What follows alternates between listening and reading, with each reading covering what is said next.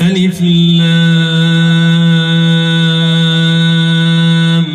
Ra tilke ayatul kitabil mubin.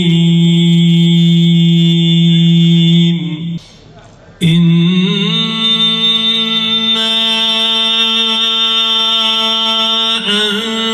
enzelnahu Kur'anen Arabiyyen leallekum ta'kilun. Nahnu nequssu aleyke ahsenel qasasi bima أوحينا إليك هذا القرآن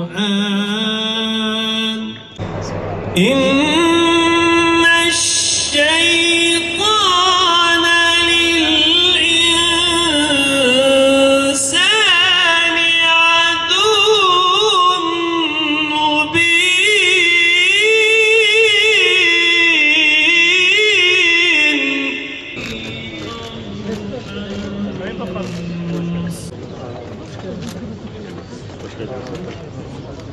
Seni görmedim dünyada, bir görüşe bin can feda. Lütfeyle düş de rüyada, bir kere göster yüzünü. Sen Muhammed Mustafa'sın, sen ki nur-i dilarasın. Gözler aydınla hep yansın, bir kere göster yüzünü.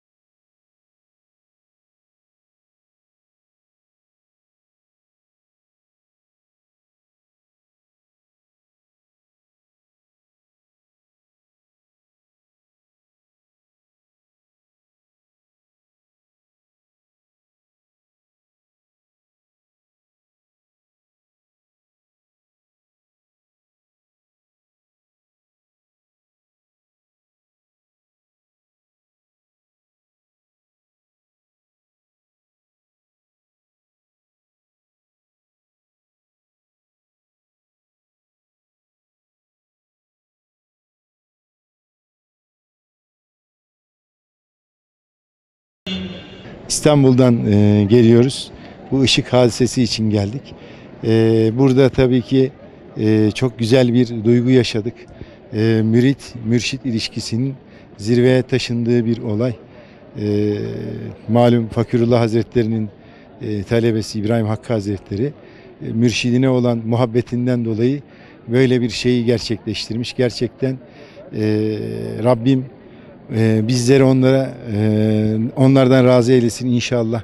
Onların mahşer günü de onların şefaatlerine nail eylesin inşallah.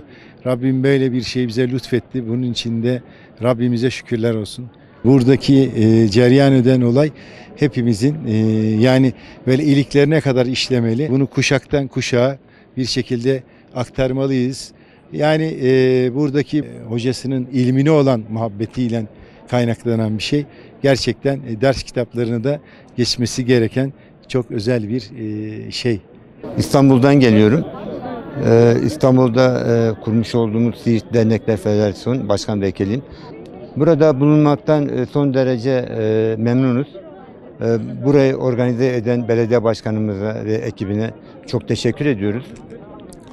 Aslında bu bir vefanın örneğidir. Bir öğrencinin hocasına gösterdiği vefadır. Bizler de kendimize örnek göstermemiz gerekir.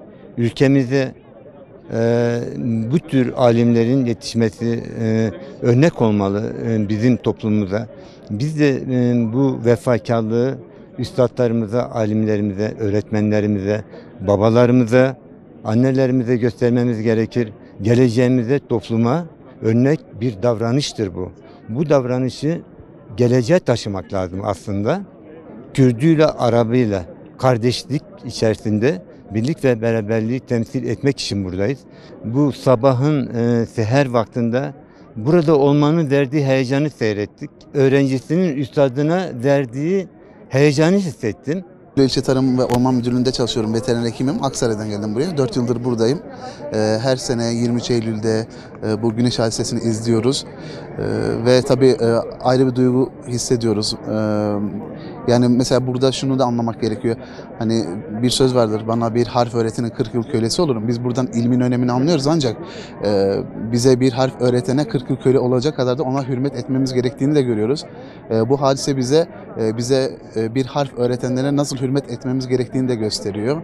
Bugün öğrenciler buralardan örnek alarak öğretmenlerine karşı en azından güzel bir duyguda olmaları, onlar için çalışmaları, daha yüksek seviyelere ülkemize getirmelerini ben buradan diliyorum. Yani müthiş bir olay. Yani bunu hiçbir matematikçi, hiçbir fizikçi şu anki dönemde bunları gerçekleştirmesi mümkün değil ve biz bu konuyla ilgili dışarıdan gelen insanlar araştırmalar yaptılar ve bunu bir türlü çözemediler.